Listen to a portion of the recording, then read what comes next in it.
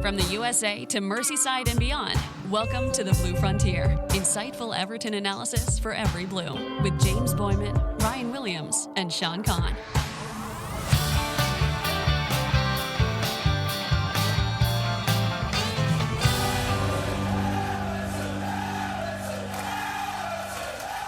Greetings, Toffees. Welcome back to another episode of the Blue Frontier. James here, joined by Sean and Ryan. And today, we bring you part 7, the final episode of our Everton 24-25 team assessment series. Only took us a month and change. If you haven't already, go back and listen to the rest of the series, especially part 1, where we brought you a ton of performance data from the previous season in order to set the stage where Angus Kinnear and the Everton Transfer Committee should look to improve the existing squad this summer. We know that that's underway. In our final installment of the series, we're going to start by getting caught up on the latest transfer news, followed by, drumroll please, right back and goalkeeper. The last 2 positions on our list. We'll be using the same methodology we've used throughout the series. And with that, before we get into it, just a reminder, if you've enjoyed the series and enjoy the show, which we hope you do, leave us a rating and review on your podcast platform of choice. We really appreciate that. Helps us out a ton. I've seen the ratings start to creep up, so thank you all for that. If you haven't already, rate and review, follow us on socials, links all in the description, reach out to us, let us know what you think, and join our Discord, link in the description, as I said. And with that, let's get into some news to get us caught up on the current situation with the Everton squad. Well, the first thing is it's official. Idrissa Gana Gueye has signed with Everton 1 year plus an option. Thank heavens, I guess. I don't think we've talked about this a lot. His performance was phenomenal. You're just not going to get a better guy on the market to come in for free. I didn't like how long that took, but it's done and it's done. And I think we can breathe a sigh of relief on that one. Final thoughts before we segue into the next guy that seems pretty close. Thank Ghana. Agent Ghana needs to get on the recruiting trail now too, by the way. Yes. Well, that was an interesting point, right? In the messaging, right, where they talked about how Ghana will essentially integrate, the kind of newer guys in the squad. Not those exact words, of course, but I think credit to the club, of course, for getting it done. Agree with you, Ryan. Might have taken too long, but the option is favorable once again. 1+1. And yeah, I'm just excited that we, have kind of sorted. I don't think we've talked about Michael Keane either, doing the 1 year deal. But it's just they're taking care of the guys that they need to take care of. And so credit to them for doing that. I'm skeptical of the Keane deal. I want to wait to see what the window looks like. I just hope we don't go overboard with someone else that could fill in as the 4th center back, and thus we're, and then he's not really worthwhile. But it's hard to tell, until the end of the window, and until the wages in particular and what the cost is for the player. Like Webster supposedly was the other potential option at Brighton. I think he's a better player than Keane, honestly. I think he would give us something a little bit different with his ability to use his feet. But let's hope the 4th center back never sees the field anyway. I think a more interesting thing is it looks like Tierno Barry is done. We've got a couple different reports here. If one of you guys want to kind of jump over those real quick. Yeah, we'll start with the more reputable of the two, and that is friend of the show, Patrick Boylan from The Athletic, reporting that Tierno Barry's traveling to Merseyside as Everton look to complete a move for the Villarreal striker. He's been on holiday in Miami after his participation in the U21 Euros with France, but is now en route to get his medical done and hopefully sign on the dotted line, making him officially an Everton signing. Then we, of course, had Fabrizio, who has earned the ire of Everton fans lately for some less than spot-on reporting, to put it kindly, but he does report that Tierno Barry to Everton gives it the here we go. I think he should put an asterisk next to that now anytime he's reporting on Everton, but deal in place for 22-year-old striker to join from Villarreal. Rumored 35 million euros plus add-ons and a new striker for David Moyes, who was wanted, of course, by many suitors. We talked about him in a previous episode. Hopefully you've heard it by now. We know he has an incredibly high ceiling. 35 million is a big fee. I think the release clause was rumored to be 40, so slightly under that, but a good player with a lot of potential. I think one to be excited about. Little odd, he's our first signing in a position that I think we collectively didn't really view as like an essential need. Your guys' thoughts now that this seems to be very close to being over the line? Price is interesting. It may be lower than that. We've seen reports at 27 million pounds, which would be 30 million euros, which isn't bad. Again, wait till we see the end of the window. I mean, if there's money to be allocated at other positions, as we said before, this is an opportunity to get a guy with a massive ceiling in this spot. Everton's reputation is not where it should be yet. Again, the other theory was to bring in someone a little cheaper as more of a backup, or find some players that could play multiple positions and go bigger next summer. But okay, I mean, he's a really exciting player. So, I mean, to me, I do like the player. He's 22 years old too. So that's about in the sweet spot. If we see more of those, I don't know. And the point I made the other day is, as critical as we were about Moyes' recruitment at West Ham, Hammond may help in a way, because some of the criticalness, I think, is from the overpayment of the players. Like, it's one thing to not get guys at the right age, maybe, and not invest for growth.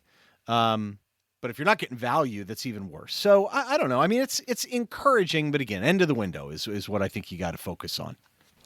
I mean, for me, so far so good. And I think when you look at their kind of the short time we have to evaluate Angus, Nick Hammond, whoever else you want to throw in that committee, even going after Kenny Tete and it just not working out, right? I can appreciate, knocking on the door to try to kind of find that opportunity. And so from that perspective, I give the club credit. And I think, like as you said, Ryan, the profile is right. And what this tells me is, Angus Kinnear knows, as well as David Moyes knows, how many players need to come into this window, right? So I think they would be foolish to spend all the resources on one guy. And what this tells me, right, just kind of trying to read between the lines, is that there's a lot more money to spend, and that they will try to spend it as well as wisely as they can, but also not throw away opportunities for a young player like this that can, potentially change the club for the future. And I think, not surprising it's coming from you, but that is the optimistic viewpoint on it. And I think that does make sense. And on the Discord, you can see it's been really hopping recently too. Really appreciate all the contributions. The dialogue's been good. I posted some financial information up there during the day. I do have a bit of a financial background, accounting and all that stuff too. And I mean, from a financial fair play standpoint, from a PSR standpoint, we know what the number could be. It could be pretty high. So we'll see if they go full bore, especially when Smith's not in the door and Nick Cox is in there either. And so, we'll see. But either way, I mean, the Tete comment is good. It's a good segue into the position in need, which is right back, because I think the Tete foray is important. We're going to talk about that in a second. But going back to kind of how we normally do this, James, there's not a lot there at right back, I don't think. There certainly isn't, and we know this has been a sticking point for Everton fans for years now. This past year, and really for the past 5 or so years, has been stopgap solutions. Last year we had, of course, Ashley Young, Nathan Patterson, Seamus Coleman, and then the out-of-position Jake O'Brien doing a very commendable job. That is the group. We know Ashley Young's gone. We don't know really what Patterson's future holds. We'll talk about that in a second. Seamus Coleman, of course, signing the 1-year extension. How often will he be fit to play? How realistic is it to expect him to meaningfully contribute? We don't know. But what we do know is that using the Y-Scout index for top 30 right backs for lateral defenders, we had none that were in the top 30, which shouldn't really surprise anyone. Ryan has his ID models that he uses, kind of tweaking some of the numbers to evaluate, and it's not too pretty there either. No, and Ashley Young deserves credit too, because out of the 43 players that was their primary position, he was 22nd, but in the role that which Deitch plays with fullbacks, he was 5th, kind of that deeper ball playing player. I mean, he filled in really well, but I don't think he's a good fit for Moyes. I think being asked to play higher, and we talked too about the spine, and the ability to get up the pitch. And if you're going to sign Ghana now, that gives you a little more stability there. You've got good center backs. We want the fullbacks, at least one or two of them, to be able to get up the pitch. We know Mikalenko's kind of a more defensive-oriented fullback, so it seems to me that may give you a little bit of a profile. Do we need two? I mean, I think Jake O'Brien's a center back. I don't want to mess in it right back. If he has to, if you want to play a back 3, maybe sometimes as a tactical switch, okay, but I don't know. I mean, I could see a combination where we get a very top player and then a younger, more opportunistic developmental player. But the one question I would ask is, I see a lot of people out there saying we don't need to go big on a right back. I just don't look at it that way. Is there a bigger position of need? Like, I think about, okay, the next player, and that's, I mean, because we have guys, like we have Dwight McNeil theoretically could play right wing. Do I think he'd be great at right wing? No. But it's always universally identified as a massive need. James Garner is your next option outside of Ghana at center mid. I think that's a big need. Nothing against James Garner. He's okay. But right back, I mean, Jake O'Brien was playing out of position. Defensively, he was okay. But, like, you're not getting him up the pitch, and Mikalenko's the only left back we have. So I think you could argue this is the biggest position of need we have, and to get a top right back is normally not super expensive. I mean, am I crazy for saying this? What is up with people saying that they don't think this is that big an area of need? Is it just a volume thing?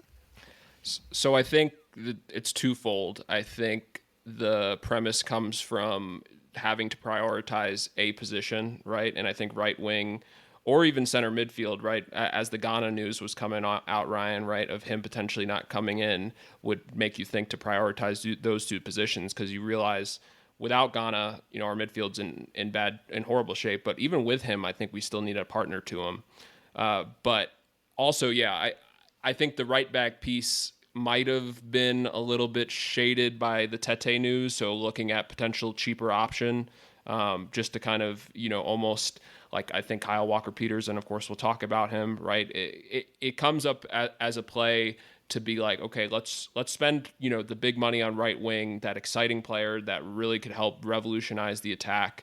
And I think once again, unfortunately, just kind of patch and play with a guy that's better, right? Than the normal right backs that we've tossed around the last few seasons, but maybe look in the future, because you can only spend massively, right, on two positions, three. I mean, now it's going to be three, right? With looking at Barry, because that's a sizable fee for a guy like him. So it's tough. So I can understand where people are coming from. I also think people just look at our defensive performance as a unit last season, and which we talked about in part one, and it was good as a collective unit. Our defense was pretty solid. People say, well, we haven't lost. Most of that core is still there.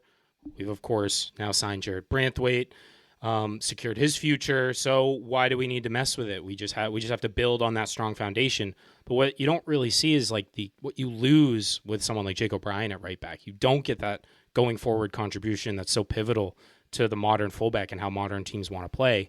And I think that kind of clouds people's judgment. They're like, well, the defense was good, so it's not a problem. But I think it really, we papered over the cracks in a lot of ways with how we utilized O'Brien last year.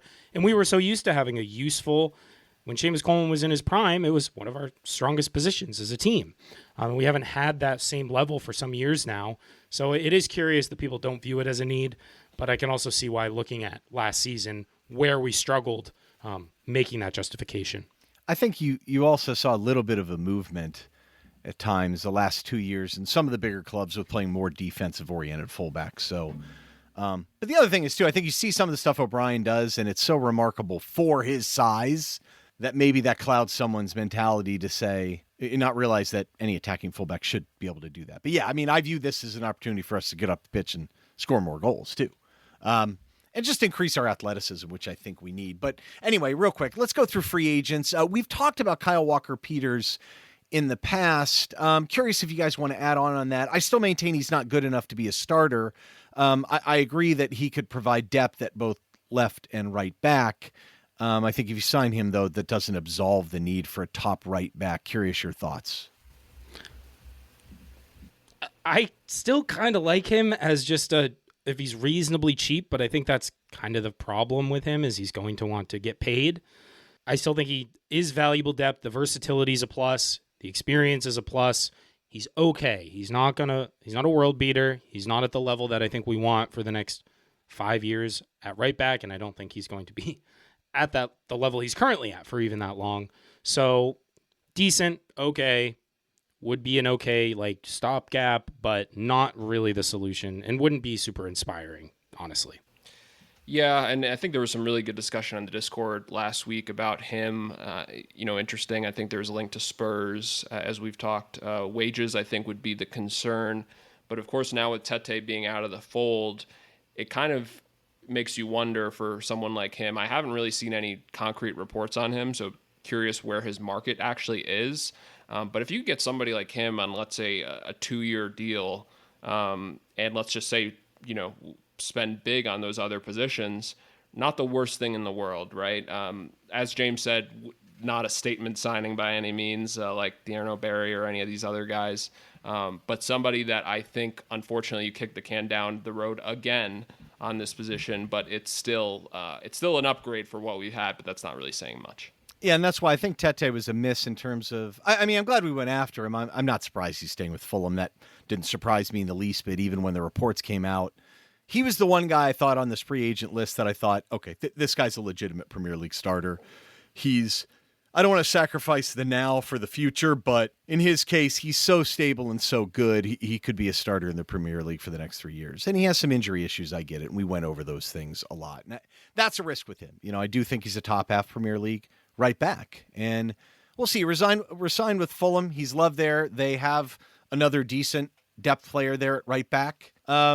I just think we need to upgrade fullbacks. I mean, I see Leeds signing guys. I mean, they signed Gabriel Goodmanson today to play left back. I actually think he's pretty underrated. And now I'm like, they have two better fullbacks than we have on either side. So I would like to see us go bigger here. But going quickly through kind of some of the other free agents, I mean, Tete to me is much better than these guys. Like, Soufal is there. I don't want him at all. He's 32. I don't know. He steps slow. He still cross ball a little bit. Big deal. I no interest in him whatsoever.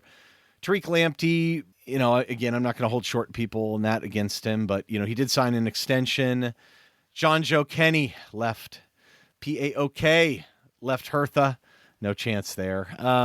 Twazabi was an interesting guy. He signed with Burnley just because he could play right back and center back. It'd be nice to get someone that could play both. That's the case you kind of absolve your need to have Michael Keane. But every one of these guys, I still think you'd have to go right back. I'm kind of curious, last thoughts about Tete and kind of missing out there. And James, if you have one too, before we get into some of these relegation guys and then get into the data. Not a whole lot more to add. I was really excited about that because, as you say, I think he's the best of the free agent bunch and would have really quickly improved us, would have slotted in immediately and been very impactful, I think. But we talked about it a little bit on the last episode. Even when Fabrizio was reporting that it was a done deal, it's kind of like something's not quite adding up here. Like, why wouldn't Fulham move heaven and earth to try to keep him there, or let him leave? Like, it just didn't seem to make sense. But quality player, he'll do well for them. The injury problems were a slight concern, but overall, it would have been just a really shrewd signing by us, I think, overall. I also just want to give a quick shout out to John Joe Kenny for continuing his little career European football tour. So many English players just kind of stay in the league, drop down a league or two. He's taking advantage and just going to lots of really cool places and playing football, and wish him all the best for the rest of his career as well. One thing I want to say in the Tete situation, it's crazy kind of the power that agents have nowadays, right? And it truly was an agent deal and just trying to get better terms for his client, right? And Everton were able to kind of give him those terms and Fulham matched it, right? And it's kind of no different than what Ghana's tried to do, right? Was kind of some of the other links of just trying to get a better offer so the club would match it. So, no, I mean, these players got to get paid, and it's a business at the end of the day. So what about, we talked about Walker Peters at relegated Southampton. Sugawara was a guy that we were linked to, right back, 24. Good right boot for sure. I don't know if he quite has the athleticism. James Justin, 27 years old at Leicester, at his best is a pretty good player. I think he'd have to be cheap, but injury issues. Any temptations there, guys? None on my end. James Justin, I really feel bad for the guy because after that brutal injuries he's had, he's never been the same in my opinion. And I don't like saying that because he was a very good player for them. When they were kind of battling for European spots, but none of those guys, Sugawara, another one. It would be kind of another throwing, a body into the piece and not really solving Pereira's anything. another one too at Leicester, right? He's 31. He's phenomenal when he's phenomenal when he's healthy, but but he's going to play 3 or 4 games for us, have a Broja 20-minute cameo and make people crazy on social media, and then you'll never see him again. Yeah, Justin would be one who intrigued me, but I think the risk you're taking with his injury history, there's other guys that we'll talk about later on in this episode that I think have a way higher upside with similar injury history. So I think if you're going to, gamble on a guy not getting hurt. There's other guys on this list I'd rather take that risk on. I really just don't want to talk about him, so I just want to get on to the more exciting players. Let's do that. Yes, please. You know what I mean? Because yeah. I mean, we got to do the drill. We're going to respect the process, right? But all right, so let's get into the data a little bit. I mean, having an all-around right back that can really get up and down, win duels, cross the ball, and get it into the final third, 24 and under. That's what we're looking for. So I looked at defensive duel percentage win rates. Possession adjusted interceptions per 90, like that. Progressive runs, that's someone that can get up and down. Crosses per 90 and passes into the final third. That's a lot, but the data spit out some interesting players, I think. So Michael Coyote, he was on loan to Fiorentina. Brentford is taking the option to buy from Fiorentina, pardon me, to about the tune of 17.5 million euros. That's a big chunk of change for a right back, but he's only 20. He's fantastic. They're taking the loan. We're not going to jump him. But I think the impact there is that leaves Brentford with a bunch of right backs. So any interest in either of these two guys? Yeah, so first off, credit to Brentford. I watched Coyote a little bit last season. He has a cannon of a long throw. Oh, I know. Serious talent, too. I mean, he really is good. Yeah, just another, example of them doing well. I don't see an issue with Thomas Frank leaving either. He'll get his playing time. Roerslev, I'm not a big fan of him. Was never really impressed on just kind of seeing him at Brentford. Aaron Hickey's... I hate, it's so funny. I know. It's for a guy that is so injury prone, and we have seen so little of the last few years. I would be very curious on what his actual price is, because when he is healthy, and I'd just be curious because Brentford have had such massive injury problems that sooner or later you wonder, is it you guys? Because it's just, the list is constant. It's very concerning on that end, but he's been the guy that's been hit the most. If the deal was fair, I would definitely consider it, because he is a very good player. What's fair, though? I mean, we're talking about hamstring issues, and he hasn't played a competitive match since end of October 2023. I mean, I agree that he has talent. Supposedly he is back. I think he played a game with the U21s in May. Boy, it'd be ironic to send Patterson out and bring him in, right? Yeah, that'd be an interesting one. That would be... Honestly, Roerslev, I think I like a little bit more than Sean. I think he's decent on the overlap. He's a decent crosser. He's got pretty good defensive work rate. Inconsistent, for sure, but he'd be a little bit more ready-made than some of these other guys. He could jump in and contribute right away.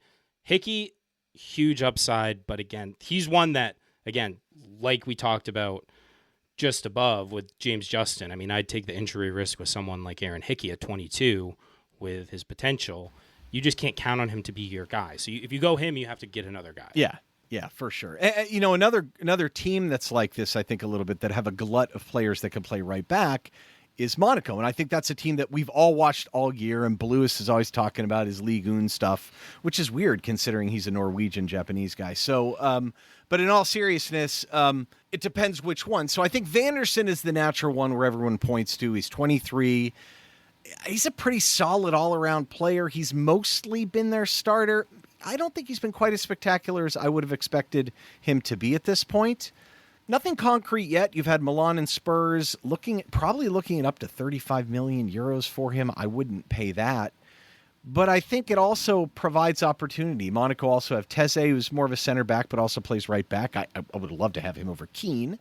Crespin Diatta. I feel like Diatta's even out of contract.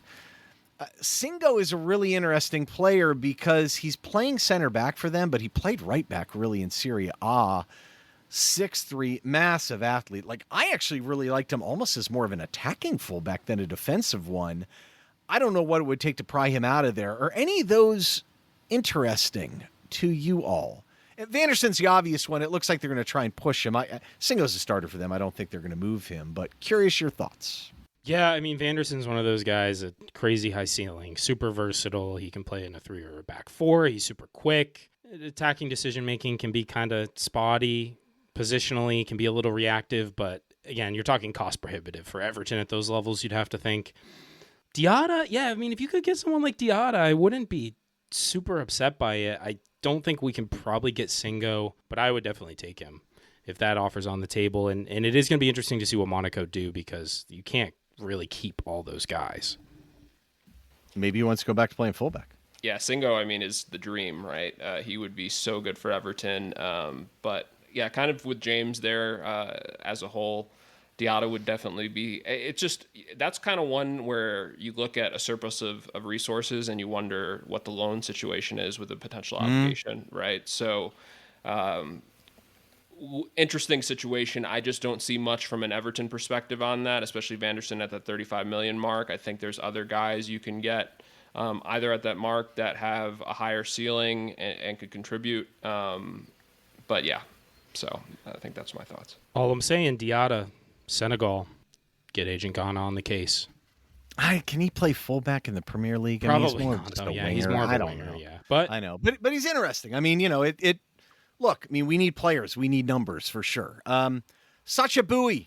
It's just fun to say, I feel like it's something out of a New York radio show or something. 24 years old, Bayern. He's had a lot of injuries. I think they were very excited about him out of Turkey. Galatasaray, he looked like one of the best young right backs in the world. Rumor is that Marseille might be close. I don't know. I mean, Galatasaray was trying to bring him back. That was rejected. I think other French clubs are interested. Maybe it could be a loan to buy at the end of the window, but there's just something that looks off to me. Like when I was watching him play, like he takes some odd angles on defense and he seems okay attacking, but almost hesitant. So I don't know. I would normally say great opportunity. Let's go get this guy. There's something tells me to hesitate. Like there's something wrong with him. But man, I would have loved him a couple years ago, but so would everybody else on the planet. Maybe there's a lesson to be learned as buying young players out of Turkey. I don't know what your guys' thoughts are on this one. I mean, I wouldn't be upset. But yeah, so it'd be weird. I think this is one of those positions that if he was coming in as a rotational or backup guy to kind of just take off the pressure, almost like, Thierno Barry is just, he's not expected to be a world beater, right? But he can kind of, take his time to kind of really integrate himself within the squad. He wouldn't be coming in to do that, right? He would have to be coming in as the surefire starter. And I just don't see that. I agree with you, Ryan. I think something's very odd about the whole situation. Once again, Marseille just linked to kind of these crazy, situations. But yeah, it's a real shame because I think the injuries really are potentially ruining a very promising kid's career.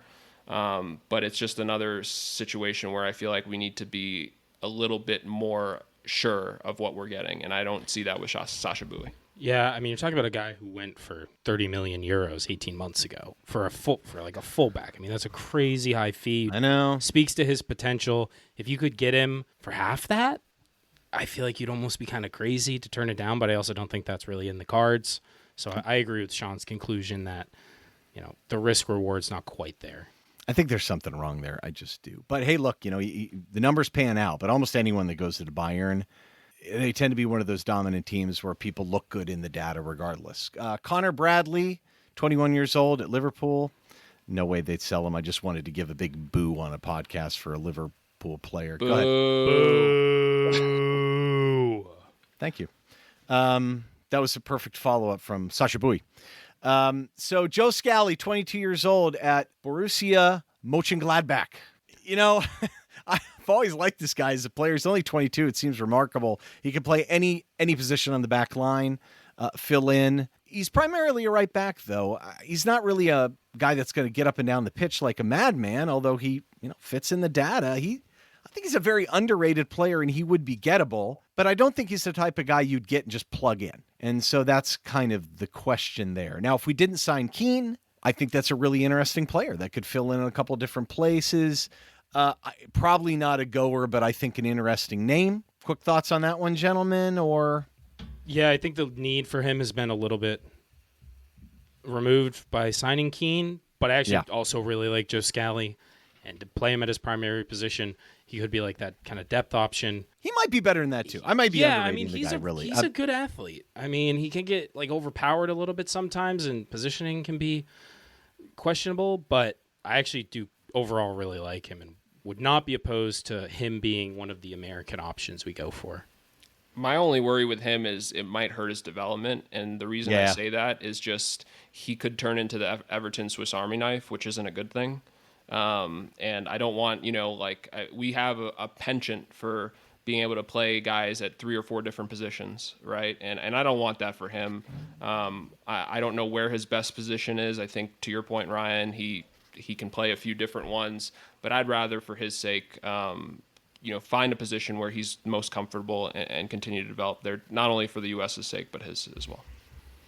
Okay. All right. We still got a lot of names to get through, so I want to kind of hit some of these other guys quickly. Guela, 22 years old, Strasbourg. Now, this is a guy that I've been watching a lot, and I do quite like. I brought him up several different occasions. I know Bluis likes him a lot, too.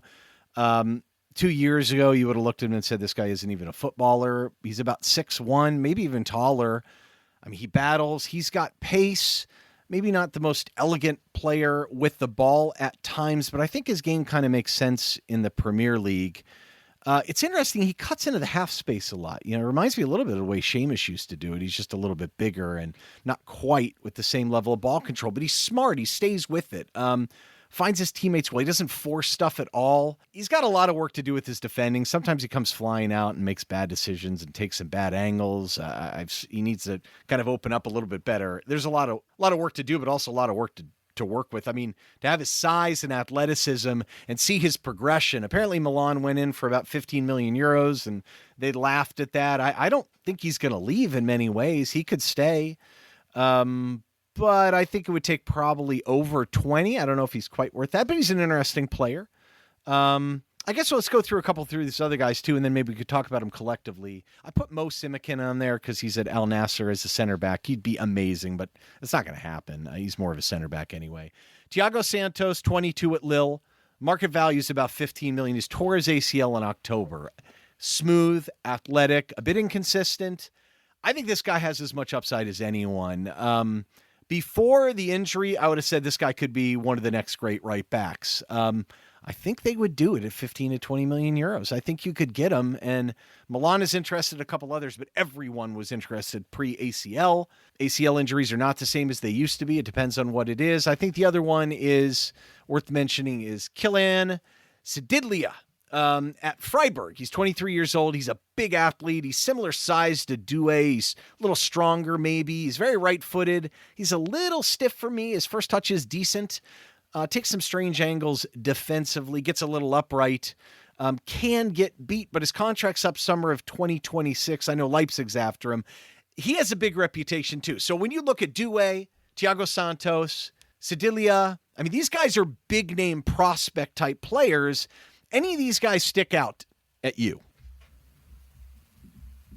Yeah, of that list, I would say Doué definitely stands out. Dribbling, fantastic. Great pace, as you mentioned, Ryan. The defensive side of his game does need work, and you'd have to probably coach him up a little bit, especially making the transition to the Premier League level. But for potential in terms of contributing going forward, he's a guy who would bring that for sure. The other side of the ball, maybe not quite his strong suit, but Santos is another one. Really solid on the ball, great at overloads, great at crossing. I think probably needs a little more experience at the top level facing top attackers, which he would, of course, get in the Premier League. But I think he's a pretty good balance of like current level alongside up with the upside to boot. And for a reasonable fee, I think you're right, like 15 million, 10 to 15. I would actually love to see Everton make that type of deal. I think it would be a really smart move.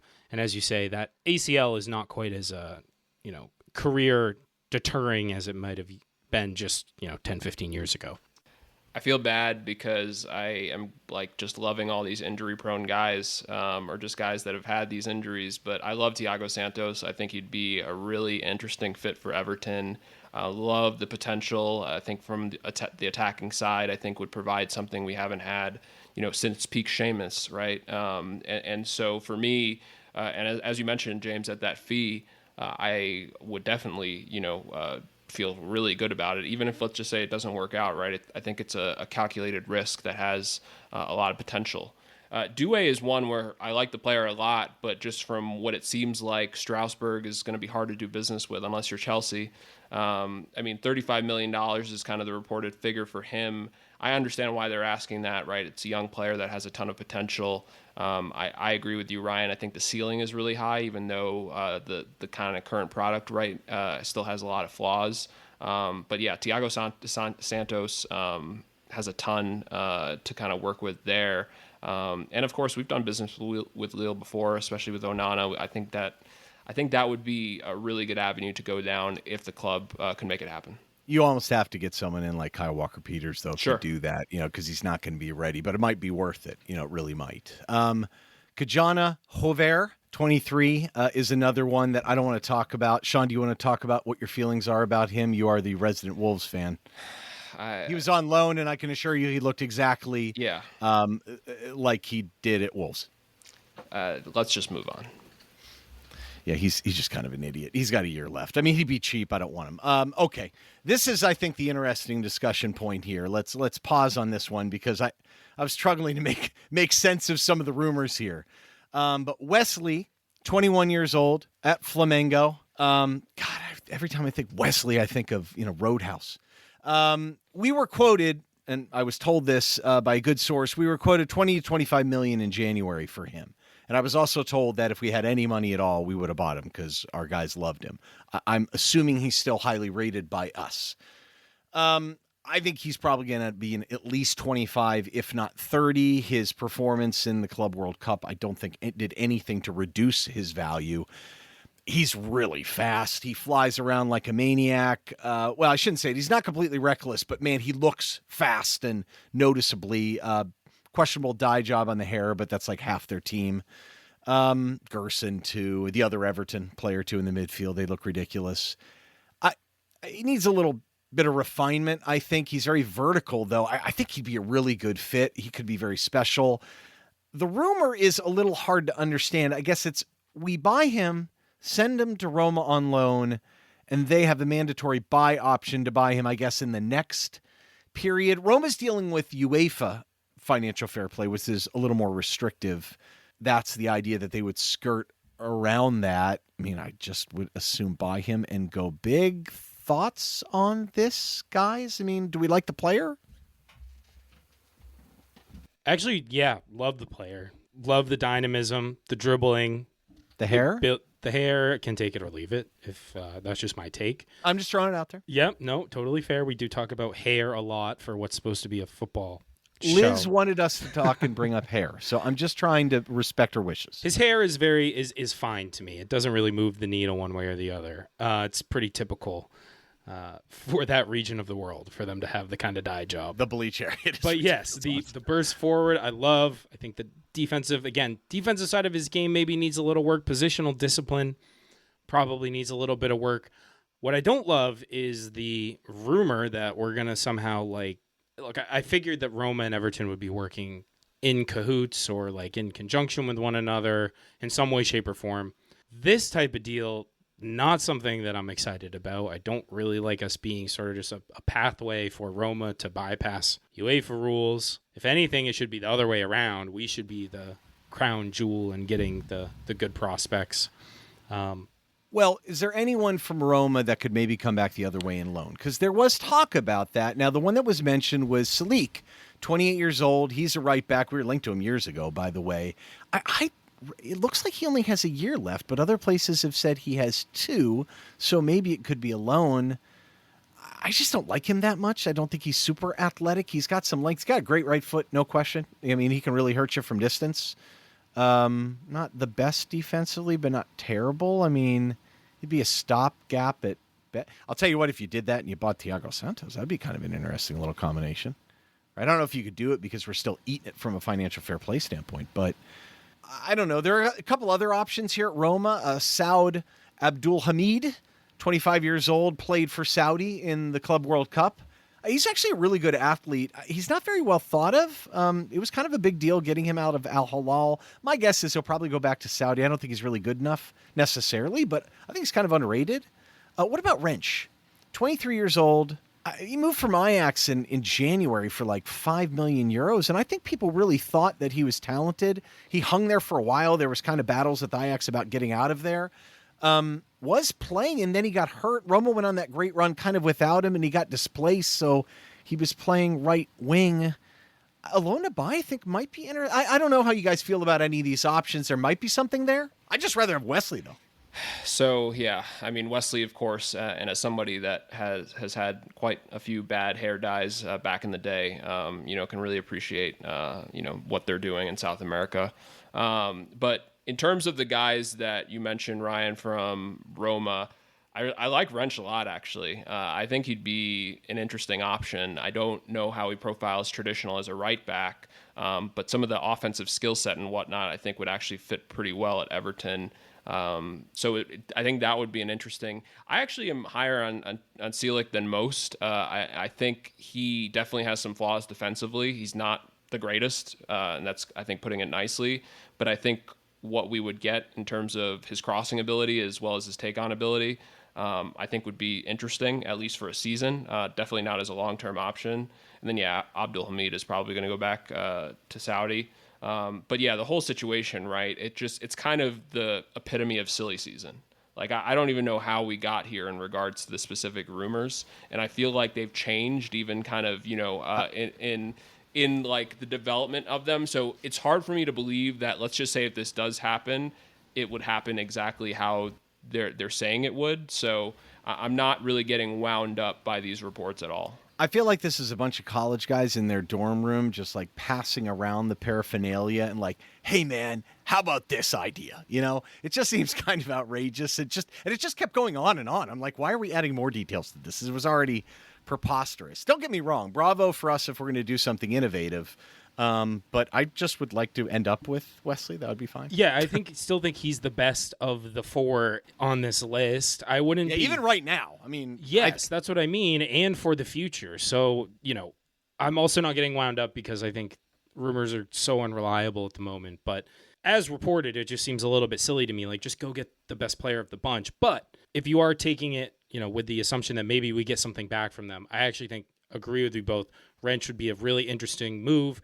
Comes with injury risk, surprise, just like half the other good players, or almost all the other good players on this list. But technically, he's at the very top, I think, level. I think, with the injuries, getting back to his sort of peak athleticism would be a prerequisite for getting meaningful Premier League minutes. But super composed player, very intelligent, pretty balanced, two-footed player as well.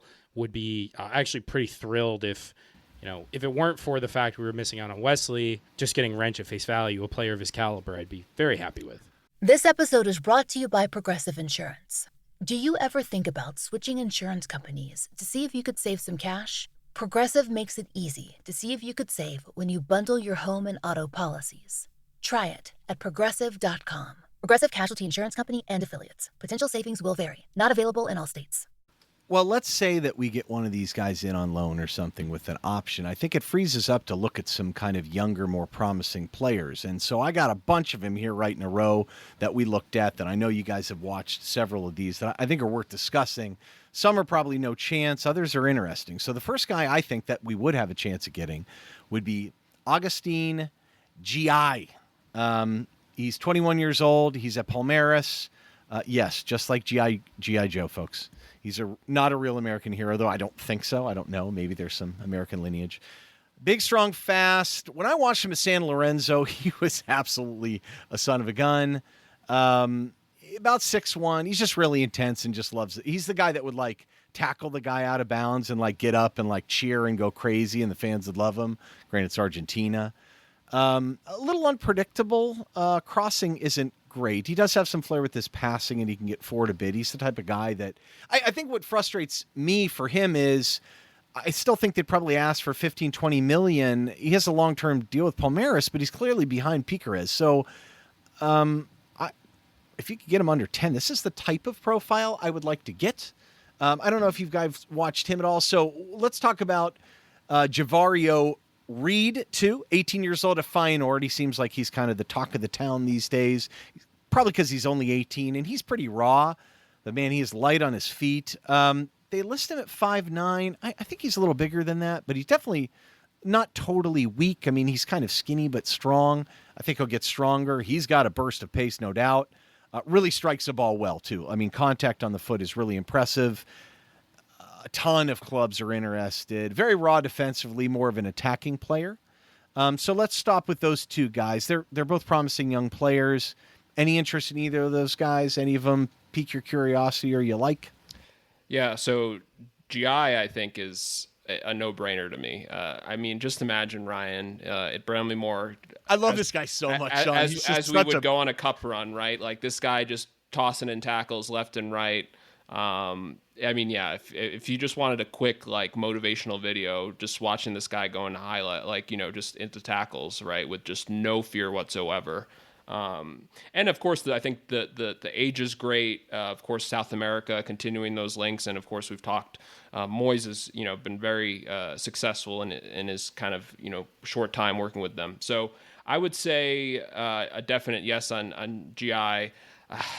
Javario Reed's kind of tough just because I feel like a guy like him is just going to get snapped up by, you know, one of the other, like, whereas South America, it feels like we have a fighting chance for these kids. You know, if we really want to kind of invest that, you know, time and effort. So Reed's getting a lot of hype right now too. Exactly. He really is. Yeah, he's good. Like no question about it. I think the bigger club though can take him on, knowing he doesn't have to jump in right away. You know what I mean? So maybe it would be a tough one for us. And then also too, it goes to like, I mean, if you wanted to buy like, let's just say a Tiago Santos or Wesley and a guy like him, like you'd be in a really good spot at right back, right? So I think you can do that and be. For Everton, we go from just trinkets and trash to, you know, kind of two really nice cars. So, I mean... What about Romain Dixon? Yeah, the Stockport's finest, right? So, but yeah, yes on GI, yes on Reed, but I just don't see that as any realistic possibility. Imagine GI and Vega on the other side, like just a fullback, like 21 and a 20-year-old just kicking the daylights out of guys. It would be so much fun. James. Not a whole lot more to add besides what you guys have said. I think I agree. Like, you're looking at Reed, an 18-year-old. It's a longer-term project. You're taking him on, probably not expecting him to meaningfully contribute for a couple of years. GI, you'd expect to be ready sooner. I still think, you know, even at 6'1", I think probably has to grow into his frame a little bit more physically to be quite at the Premier League level. But I think the potential for, like, the athletic development is absolutely there. Still, both of these guys are, like, thinking long term. So if we were to get that stopgap for a couple years, I would feel very good about us setting the stage for the next 3 to 5 years with one of these guys. Or there's a few more guys on this list I'd feel similarly about. Well, let's talk about the next two guys because they're not a package deal, but they kind of affect each other. So Hector Fort is at 18 years old at Barcelona. PSV is after him. Barcelona basically laughed at him, said no chance. He's supposed to have a longer deal that kicked in when he was 18, but I have read nothing about that. So he has 1 year left, maybe? I'm just assuming he's going to sign a longer deal. He's 6'1". This guy can do absolutely everything. He's one of the best young prospects in all of world football at that position. I mean, he's not that pacey, I guess, at the top end. I guess the only reason why I kind of wonder maybe he is available is, this is another one, Mark Pabil, 22 years old at Almeria. Apparently Barcelona's all over this guy. I know Milan's on him too. I feel like Milan's on like half these. It's like Napoli with wingers. Napoli's like on everyone. You know, I mean, he's really tall, by the way. He's kind of fun to watch him play. He's every bit of 6'3", but he's got really good feet. He can change directions too. He's light on the feet. He uses his arms a lot kind of defensively when I watch, but he has some decent ball skills as well. I mean, he needs to improve a little bit across the board. I just find him very interesting. I know Levante has a sell on, but like if Barca moves for someone like this, maybe that makes someone like Fort available. I just can't imagine, but I think there's some movement. There are a lot of right backs out there that I feel like have been rumored and people are looking at. So that's why I bring it up. Either you guys have a favorite out of these two? I mean, Fort, I think, would be a dream to me. You just get someone older to fill in for him a little bit. But I don't think he's that far off, honestly. I think you could plug him in and he'd be okay. Yeah, especially in a team that wants to get the ball outside and get their fullbacks on the ball a little bit more. I mean, but we can't get these guys, right? I mean, don't you think? Dare to dream, Ryan. Dare to dream. I don't think so, but, you know, I want to be optimistic. This would be like, again, statement of intent, statement for the future, aspirational type signings, either one of them. But, they're going to have some pretty compelling offers elsewhere. Agree. I mean, it's really hard to get excited about a guy like Hector Fort because it's just all the potential in the world, right? But like you see what Barca's doing with their kids, right? It's just they're going to figure out a solution, right? I mean, at the end of the day, I just feel like they will. Pupil's interesting because I think, Ryan, if let's just say, right, that this guy is available, he profiles really well as somebody from an Everton perspective. I love the skill with his feet. I agree, and there's some kind of lazy defending at times in regards to what you see. But somebody that I think in terms of his size, 6'3", of course, really wonderful size. I think he can get up and down the field. Of course, you kind of worry a little bit with the La Liga transition with some of these guys to the Premier League. But a guy that I feel like would be more in the realm of possibility if Barca wasn't, let's just say, made a decision on this. Yeah, and the thing is, it can take multiple types. There's no, if you got someone who's a little bit more defensive oriented, Pupil gets up and down the pitch for sure. But, if you really want to impact the final third, then maybe you can make a play like someone like Timothy Weah, who can play wing and kind of play there, or even Crespin Diata, I'd like to use your example. So it's just a consideration. Another guy I feel like we were linked with or mentioned was Trey Hume, 23 years old at Sunderland. Northern Ireland, market value they say is around 12 million. He's really aggressive on defense. Like he goes flying out at guys constantly. I don't think that's going to work in the Premier League. He's willing to run with it. He has some decent pace and can serve a ball, but he also usually has time to serve it. I like the fact that he gets his head up all the time. He looks for players, but like when you watch him play, I think I'm getting into this guy a little bit because I think it's important to be able to watch them in a certain way and realize whether they're good enough or not. Like he's a really skinny guy, and he really has to throw himself into tackles to win them. And he has some decent feet and some okay pace, but they would ask for a big number because why wouldn't they? And I'll bet you they go in and try and find another right back. So does that really improve our situation? I just don't think he's good enough, and I don't think his style of play lends itself to getting a lot better. He's already kind of high risk. So all the polish in the world's not going to suddenly make him into this disciplined, wonderful all-arounder. I don't think. I think this is a classic guy that's a good championship player and is not going to be a good Premier League player. Last thoughts on this one before we get into a couple of the link guys? Yeah, I not much beyond what you said, Ryan. I just think, to step up to the Premier League would be definitely the challenge for him to perform at that level consistently. He gets away with a lot, or got away with a lot at Sunderland that just won't fly moving up. So not a lot of interest from me. No, I mean, it's funny how many names there are in silly season. I think that I've watched and I'm like, how is this guy getting hyped? I think that he kind of falls in that bucket a little bit for me. And Sunderland has some talents, they even though they weren't the greatest team to get promoted. All right, linked players. We talked about Wesley. We beat that one into the ground. Juanlu Sánchez, 21 years old at Sevilla. Napoli. Napoli seems pretty close here. I think they were talking about 20 million, but they weren't there yet, I don't think. I love this guy.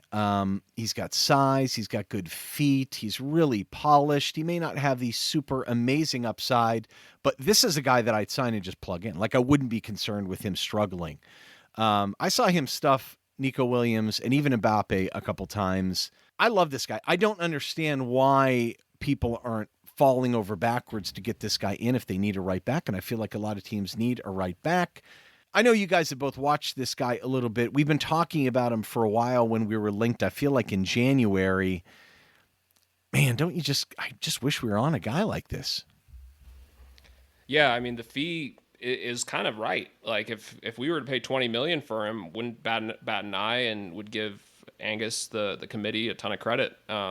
So for me, it's just kind of one of those situations that I don't know why it hasn't happened yet. And it's kind of one of those where does Everton kind of swoop in at the 11th hour, just given that they have interest in the player? And it kind of makes you wonder with how they're going to monitor the right back situation, right? As some of these kind of stories develop, as well as these acquisitions either fall through or whatnot. Does Everton kind of have a few of these guys earmarked to potentially go in for, right? And he might be one of them if it falls through. Yeah, also like this player quite a bit. Technical skills are right up there. really good outlet for breaking pressure. Passing is pretty consistent as well. Maybe a bit limited in crossing the ball, but like you said, Ryan, some of his one-on-one stuff that he does is really impressive, and I wouldn't have a ton of concerns on that side of the ball. One of the players, again, like, I hope that we see rumors start popping up like the day after the. I know he's a pretty mature player too. I think that's the thing. That's what makes him a little different than some of these other guys. There's no big glaring weakness when I watch this kid. All right, some of the wild card guys. Joaquin Seys, I brought him up as a right back that I'd watched previously in Bruges. He's 19. He would be like your project. Long, athletic, just relentless, like up and down the pitch. Like if you want one of those guys, it's just an absolute maniac. He's one of your guys. Total project. We talked about Timothy Weah. Is he a right back? 25 years old. It looks like he might be heading to Marseille now. That might be done. I don't know. I mean, he kind of lets you buy down on risk. It's like, look, if you can justify Jake O'Brien be a defensive right back, you could justify Timothy Weah maybe being an attacking right back, and you could take risk on someone younger. I mean, no? I mean, I think it's indicative of the question marks around Tim Weah that this is like the second or third episode we've talked about him positionally. I like him, though. I think we agreed last time he came up that we all really like him. And the versatility is not a negative. I mean, if anything, it's a positive for Everton, a guy who can plug in a couple different positions of need, I might add. But if the deal's almost done, he wants to go to France. I mean, that also feels like maybe a better fit for him, honestly. I feel like Marseille might be a decent spot for him to land. Would still love to see him at Everton. I don't like that he's just all involved with all these dysfunctional organizations, Ryan. I mean, he goes from Juve, he plays for the U.S., who can't get their, everything together, and now he's going to Marseille. I mean, this guy, he's a chaos agent. Well, so is Beto. So there you go. They'll work well together. Fair enough. Chaos works in the Premier League. Yeah. No, I do think he's underrated, but I don't know if he's a guy that you plug right in necessarily, but you never know. Moyes is pretty adaptable. He might make it work. The other guy is Omar Al-Hilali, 21 years old at Espanyol, 6 foot tall, release clause of 15 million euros. And as a result, he has lots of interest.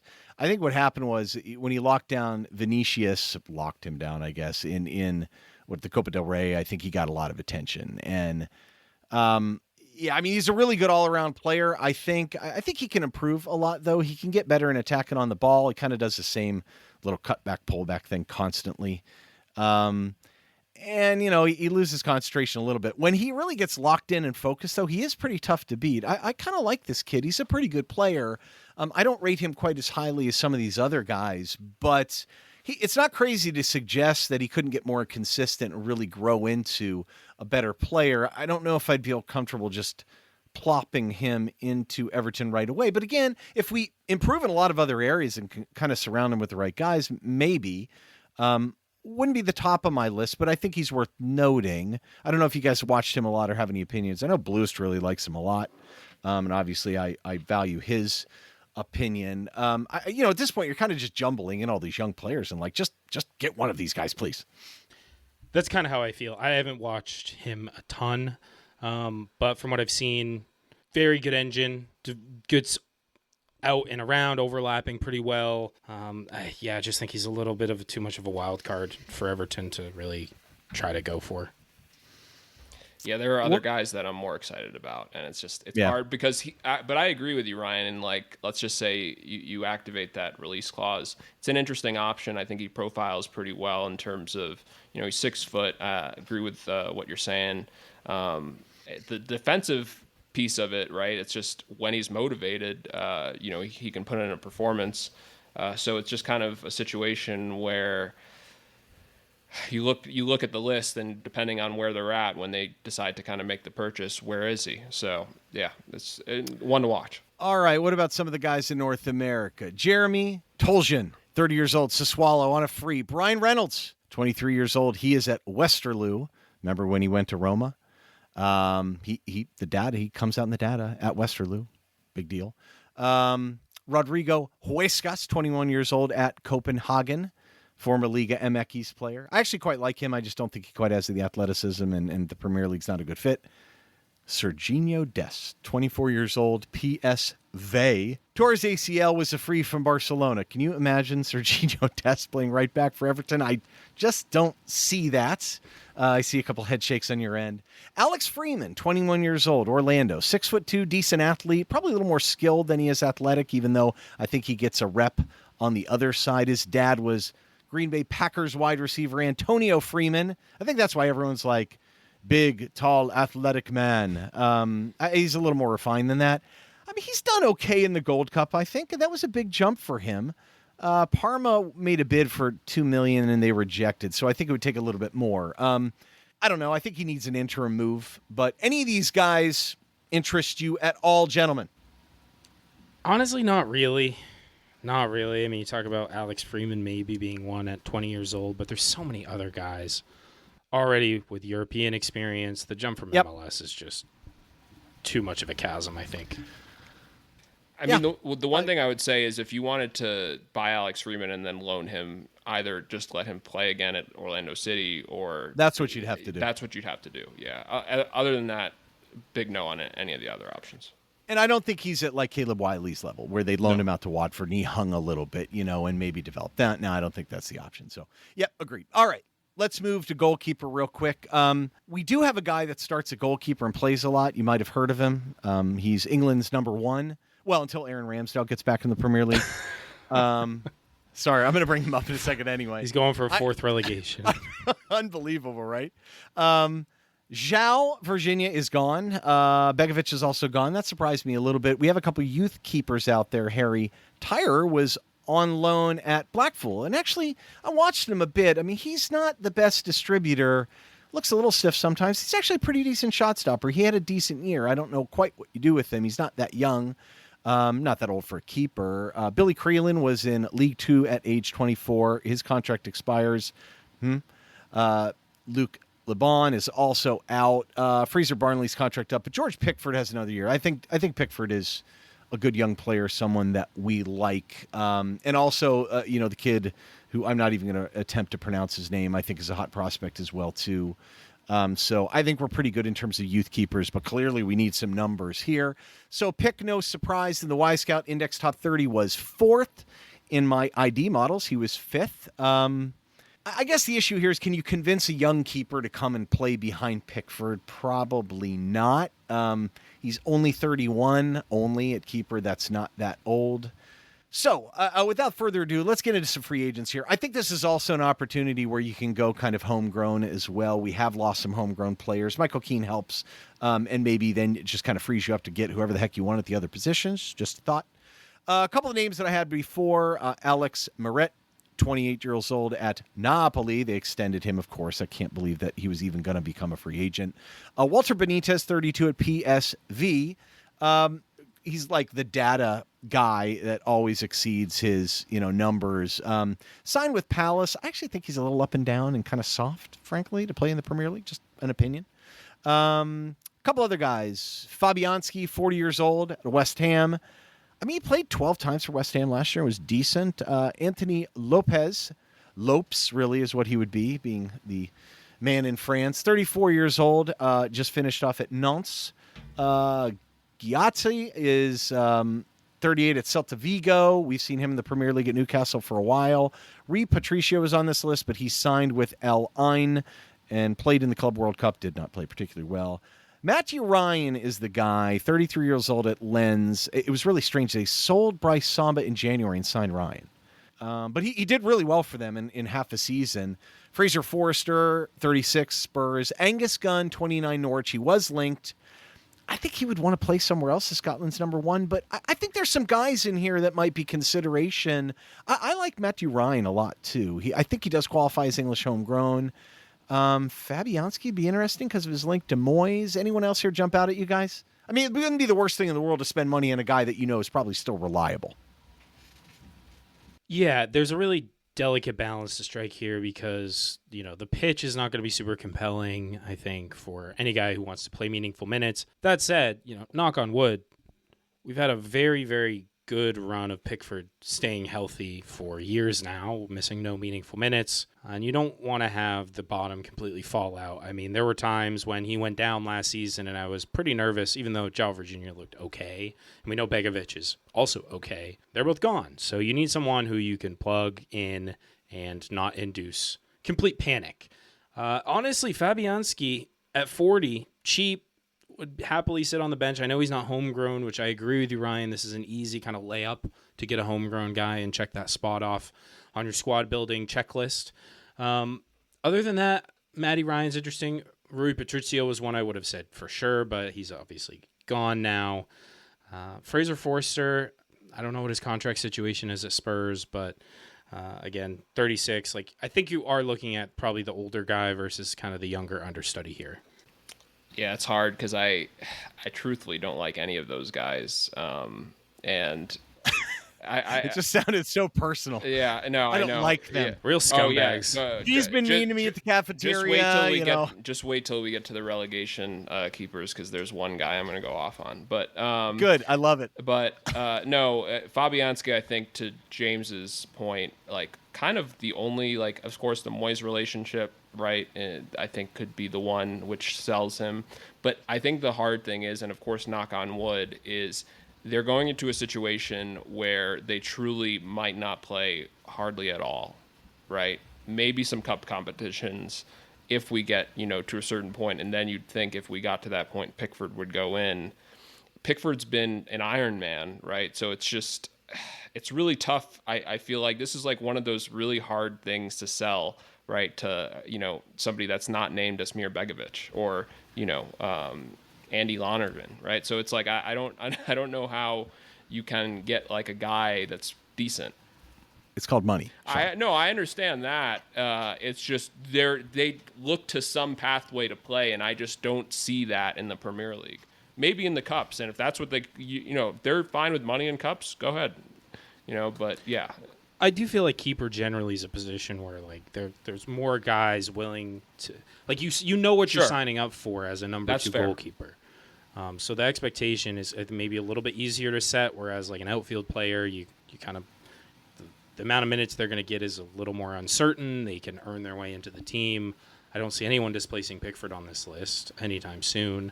So I think it does make it a little bit challenging. And for that's why I say like the veteran, like the Begović, who just knew what the deal was happy to be a leader in the locker room, and content not to play. I always like the idea of getting someone in too to help the kind of the amalgamation into the club or the country, from someone from another nation too. I kind of like that idea. But all right, let's go with some of the relegation guys, because Sean's licking his chops at a name in here. So first, start with Filip Stankovic, 23, from Inter. He was on loan at Venezia and signed with them on a permanent. He's an interesting player. Wasn't a big fee, but fine. Jasper Cillessen, 36 years old at Las Palmas. He's one of the most expensive keepers ever bought, by the way, in the history of football, which is kind of crazy. I don't know. He's the type of guy you signed to just try and bring in a Dutch player, but I'm sure he'll want to play somewhere, I would think.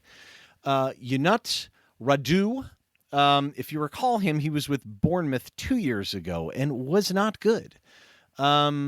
Did really well with Venezia. They brought him in, I think, mid-season, or he started playing mid-season. He signed with Celta Vigo, and he may play there. He's not bad. He's interesting. Alex McCarthy, 34 years old, at Southampton. He has a year left. You might be able to get him for free. I actually think he's a decent keeper. I don't think he's horrendous. Aaron Ramsdale is out there, relegation. That's a big opportunity to get England's future number one, right? Yeah, right. Muric, 26-year-old at Ipswich. Kosovo guy. He can help you get Eden Zagrova in the door, maybe. He actually was pretty good at Burnley. I think he's homegrown, too. He's out of City's Academy. He actually probably the best out of these guys. If I had to kind of pick someone that I thought would be interesting, but how do you convince him? He can play somewhere else. Danny Ward, Daniel Iverson, some of the guys at Leicester. I mean, Danny Ward's been released, 31 years old. I would be very interested to see who would pick him up. Sean, who is the target of your ire in this group? Like, who is offensive in here besides Ramsdale? It's Danny Ward. I think he might be one of the worst keepers to ever play the position. Like, he is awful. And the sad part is that the one match. What did someone at Leicester do? The one match that he played well was against Everton at home, where he had this just solid performance where they won. But it's just one day when I have the time, I'm going to make a list of Leicester's worst signings. And even though they only spent $12 million on him, he hardly ever played. And when he did play, he was awful. So I'm a big no for me on Danny Ward. The other guys are interesting. Iverson's not bad. So as a backup, I think he can be okay. Stolarczyk is another guy that I imagine if they sell Hermansen, I can see him starting, because when he filled in last year when Hermansen was hurt, I thought he did okay. I disagree wholeheartedly on Muric, Ryan. I think he's a head case. He has made so many errors. Whoa. I didn't say he wasn't a head case. Okay. He's a bit of a madman, but he's from Kosovo. I mean, also, these are not... aren't all keepers? Isn't that like a prerequisite? Let me rephrase. He makes so many errors that you just wonder if there's anything going on up there. So that is what I mean by a head case. It's not that he's... I'm not going to make a list of guys. Yeah, true. If I had to choose somebody from this list, I would agree with you. Alex McCarthy, I think, if you get him on a free transfer, decent guy. I don't think... I like him. Yeah, I think he would be fine. So that would be my pick. Aaron Ramsdale, oh my God, just what a sad state of affairs. It would be hilarious, by the way. I was just Tell me that would... You sign Ramsdale to be Pickford's understudy. Go just pick up Jack Butland while you're at it and just have them all ride behind Pickford as a statement. Obviously, Nick Pope might be available for as a number 2 if James Trafford signs with Newcastle. So yeah, it's crazy. You laugh. Aaron Ramsdale's only 27 years old. I know, it's wild. I mean, it's kind of weird to think about, Yeah. All right, well, let's see what the data spits out. We were just looking at young players just because they were kind of interesting. Just seeing if someone was there. Eddie Beach, 21, is at Chelsea, one of their 15 keepers they have. He was on loan to Crawley Town, Wales U21 guy, and his contract may be up. He looked like a pretty good shot stopper to me. Tall, might be an opportunity there. Masamba Njai, 23 years old at Clermont. He's 6'8". Just ridiculous to watch him in there, by the way. I quite enjoyed that. Couple other guys, couple wild cards on here, too. I don't think we've been linked to anyone, but let's see. Don Messer, 16 years old, was playing for Adana Demirspor in Turkey. I was like, what? And, I mean, Besiktas had 15 shots on targets against him, and he made 11 saves. I think Fenerbahce had 10 shots on target against him, while he was only 15, and he made 9 saves. And Jose afterwards was like, what on earth? He rejected a €3 million offer from Arsenal. He'd have to go back on loan because he's not old enough. You know what I mean? Just so crazy to see some of the players out there. This guy, Dylan Perez Cullen, 18 years old at the Central Coast Mariners, regular starter.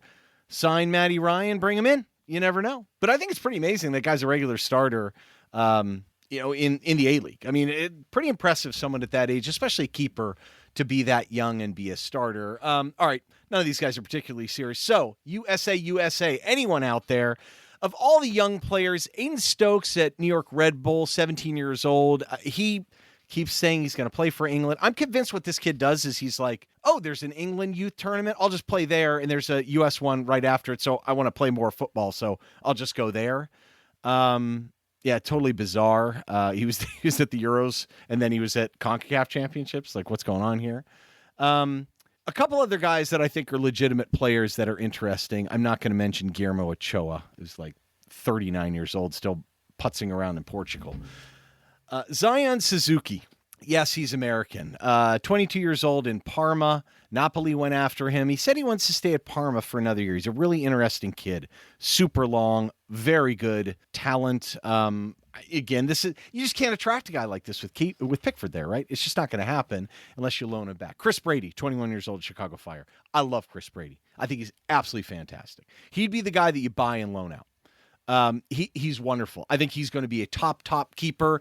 It's easy to compare him to Slanina, who's 20 years old, who was at Barnsley on loan from Chelsea, another American keeper who's thought very highly of. I think Brady's better. I think Brady's going to the top, man. I think he's going to be starting for the U.S. national team. I would argue I would have started him in the Gold Cup over Freeze. That's just my opinion. Can you do any of this while Pickford's there? Right? Isn't that kind of the challenge here? And at what point do you say, I don't know, but we got to get someone, right? Maybe we like Pickford. Maybe we like the other young kid. I don't know. Curious thoughts? Any of these guys interesting? Yeah. A lot of them are interesting, but you can't really get these done, can you? Yeah, I mean, Chris Brady's super interesting. Super, super interesting. But the realistic situation is I think you're still 2 or 3 years away from starting to think beyond Pickford. He still has a good chunk left on his deal. Shows no signs of slowing down. In fact, he kind of got over a couple rough years in the interim and has been rock solid the last few. I just think you're kind of limited in looking to the future. I think you kind of just plug the gap behind Pickford for a year or two, whatever you need to do. And, maybe you sign one of these guys. These guys are at too high a level to really be involved in the youth setup. We're not Chelsea where we're going to just stockpile players for the sake of it. So I don't really see us doing a ton of exciting moves at this position in the window.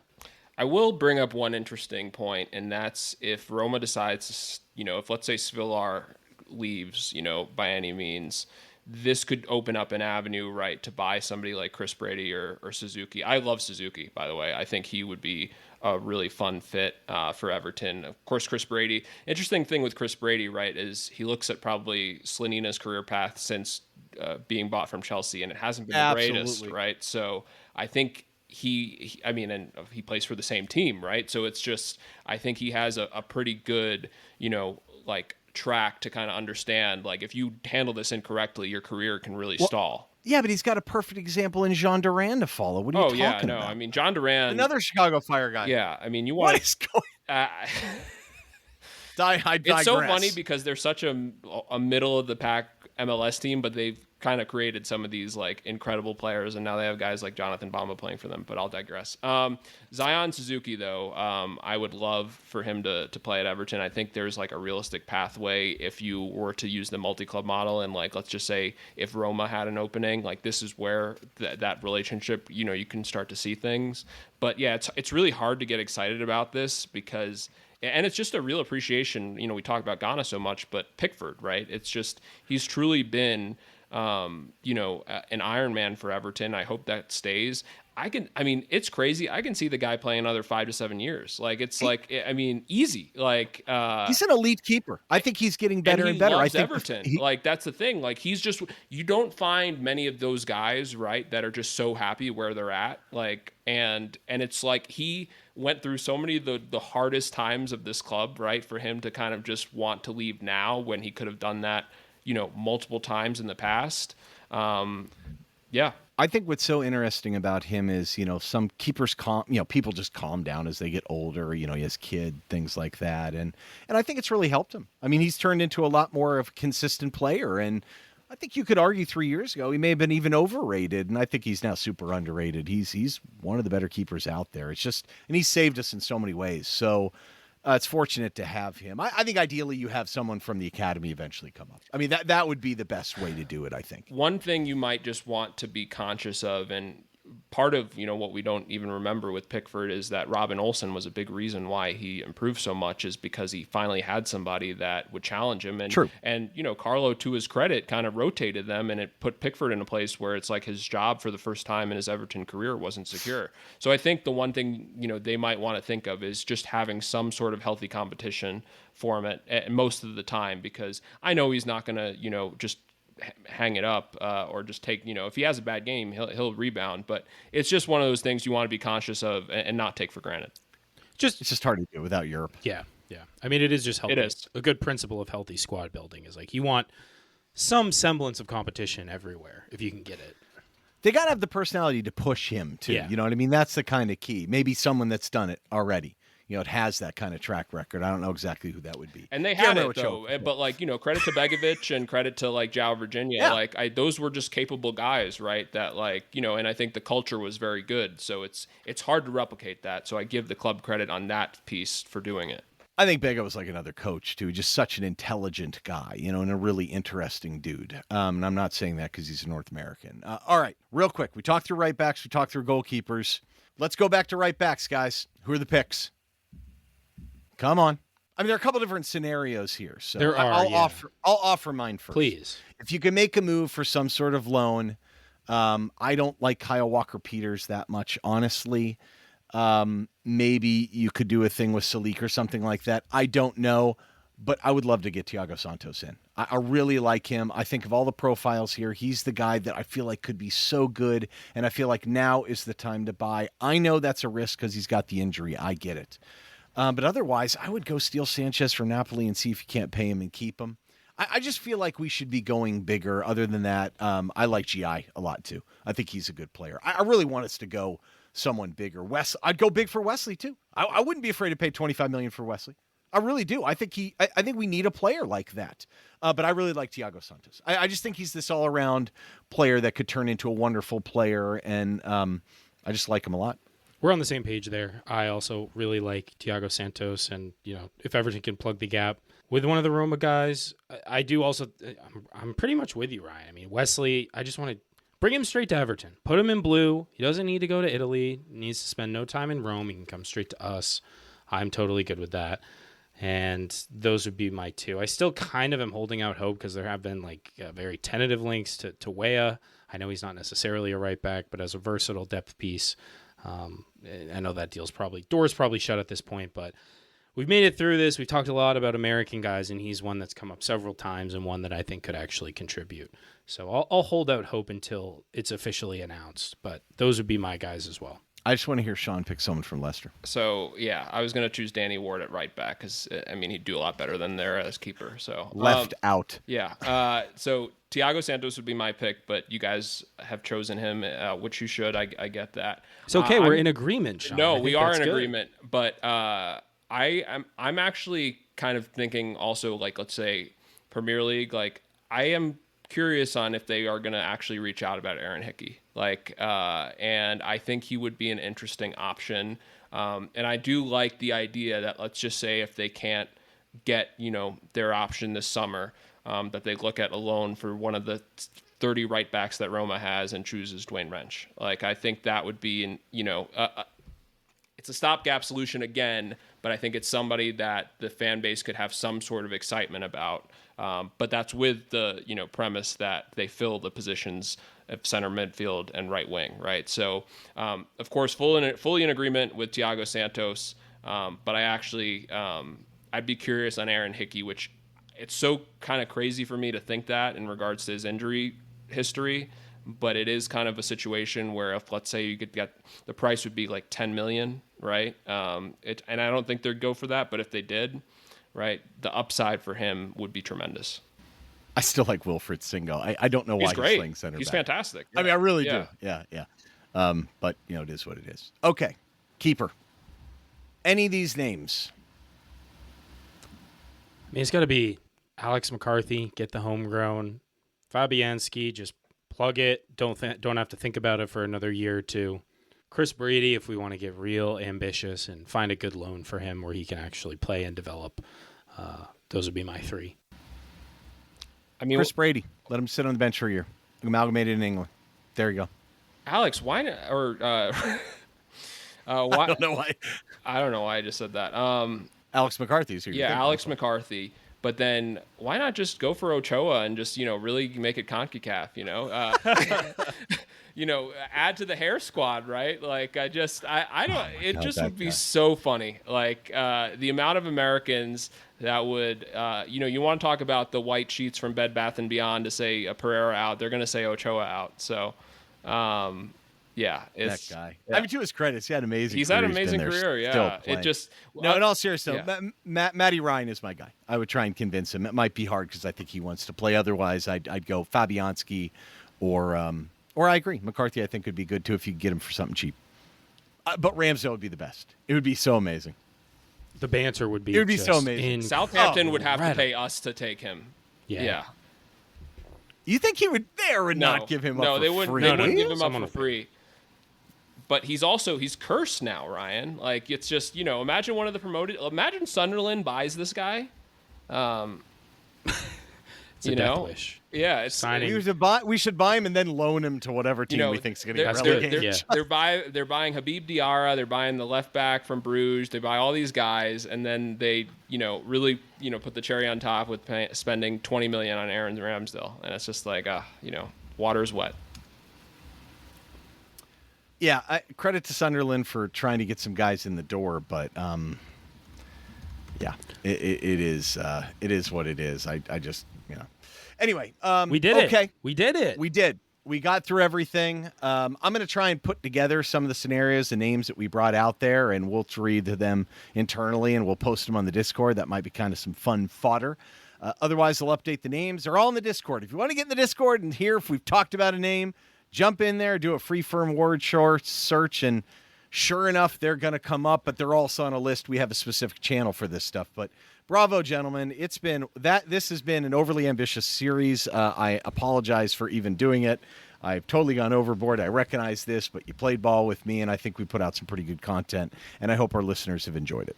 Completely agree. This has been a marathon, a month-long marathon, talking about countless names, and hopefully the listenership has enjoyed it. I've really enjoyed recording it. I've enjoyed watching a lot of these guys, some who I was not familiar with beforehand, getting familiar with them, and then seeing these clubs that are not Everton linked with them. Hopefully we see more of Everton being linked with some of these good players in the near future. But now I think we've successfully set the stage for the remainder of the summer.